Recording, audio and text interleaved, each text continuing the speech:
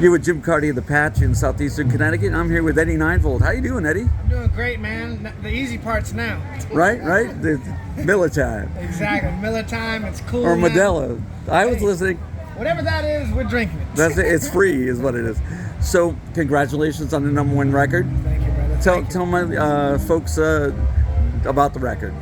Well, we were either going to go to Memphis and go to High Studios or go to Royal Studios or down in maybe Criteria in Miami. But we realized we had a classic studio in our backyard, Capricorn Studios, where Wet Willie, the Allman Brothers, of course. Yep. And there was such history, so we went down there and cut a record, man. Right. That's on my list. I've been to the big house, but I haven't been down since the Capricorn's been rehabbed. Great. I mean, everything is the same, from the same pictures on the walls to the same carpet on the walls. Isn't that amazing? Actually, in Boston, I'm originally from Boston.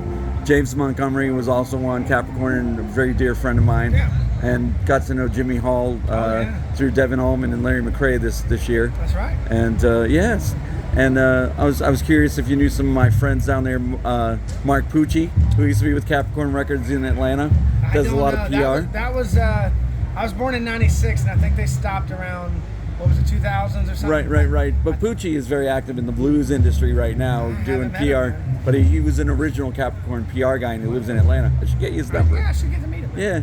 And, I got a lot of friends you might know. John Liebman. John Liebman and Sean Costello, God rest his soul, was a close friend. I have his Strat. That's what I use his Strat. Yep. And I was going to say, you remind me a little of Sean with the soulful vocals and the nice song choices. Well, I can't touch Sean, but that's a good compliment. No one could touch Sean. I loved him so much, man. But anyway, this is about you. Tell me more about how you came up and how you got into the music. Man, I've been doing music since I can remember. I've only had 2 jobs in my life. One was a bartender and one was a guitar center. And so my life's been around music. And during the pandemic, we put out a record. It was a side project. He knows my old band, my buddy Reed, and we used to tour all the time, but we really didn't make any money. And so I started a blues band on the side just to play these taverns that guaranteed us $500, $600, Right on. And it ended up taking off. And Tinsley Ellis was a huge help to us. Tins and Oliver Wood are both good friends. I know. I just started talking to Oliver Wood, man, with the Wood Brothers. Dynamite Cat. I'm trying to get a song with Oliver. We're gonna hopefully get that for the next record. Well, that would be wonderful. And when he came out with Tinsley, Oliver, I think you're dynamite, and he's like, I'm just a side man. I'm like, whatever, Oliver, you're fucking fantastic. Amazing, one of the best songwriters of the generation. Oh yeah, and his brother too. Obviously, the Wood Brothers, one of the best bands out there. So, you obviously have played a lot of the clubs that down there. But what is it like to make that leap now after your first big record and hit the festival circuit and tour? We used to play all the same clubs around town, but we, like I said, with the help of Tinsley Ellis, who gave us a booking agency, and they also booked Billy Strings, Amy Helm, a lot of bands. Flies out, it's hot. Yeah. But yeah, we've been lucky, man. We played everything from blues to the top. We've done a lot of New Orleans festivals. We've done Telluride. We're doing Mammoth this year. Very nice. Great. What agency is that he got in you with? Crossover. And Baron Ruth, he's the guy that has taken us from barbecue joints to being able to afford barbecue. Amen to that. Amy's great. I met her when she was in the Barn Burners when Levon was coming back from his throat cancer. That's right. And man, that was a great little project. Hanging in it for my health. I love that video. That's it, man.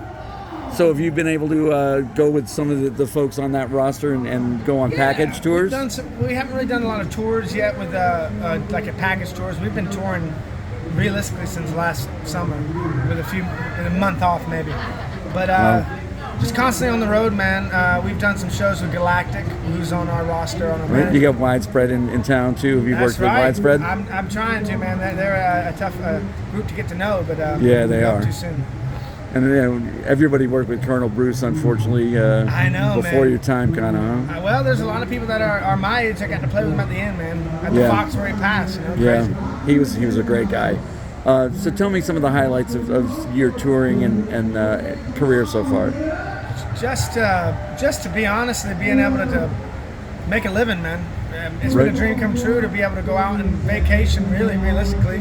And it's a lot of hard work, don't get me wrong, but it's great to meet new fans, get to hang out with the bands, and I got such a lovely band. Everybody loves each other, and great atmosphere, man. Well, the most lovely person on the stage today was that young lady that co-wrote a tune with you. That's right. Kind of had that Volt last day. So I what's know. going on there, young man? Everyone thinks we're together, you know, Eddie 9 Volt and Gaia Volt, but no, we're on the same record label, and, Yep. and we've done some music together, and she's a wonderful artist. I think she's about to play here pretty soon. Right. I won't keep you so you can go catch her. Is she from Atlanta too? She's from Belgium. Belgium? No kidding. Belgium, yeah. And, Yeah.